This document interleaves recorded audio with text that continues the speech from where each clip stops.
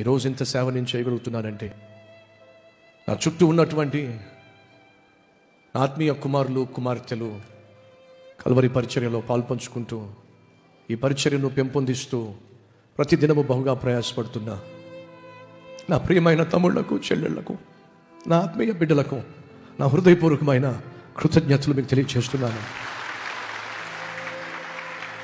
దయచేసి గమనించండి, ఈరోజు కల్వరి టెంపుల్ మీరు చూస్తున్నప్పుడు ఇది సతీష్ కుమార్ సాధించిన విజయంగా దయచేసి భావించకండి.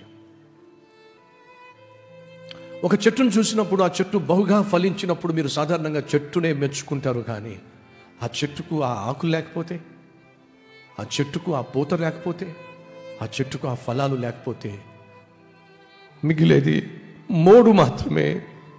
ఈరోజు సతీష్ కుమార్ ఈ విధంగా ఫలించాడు అంటే ఆ పూత, ఆ ఆకులు, ఆ ఫలాలు నాతో పాటు ప్రతినిత్యం ప్రయాసపడే నా తమ్ముళ్ళు, నా చెల్లెళ్ళు.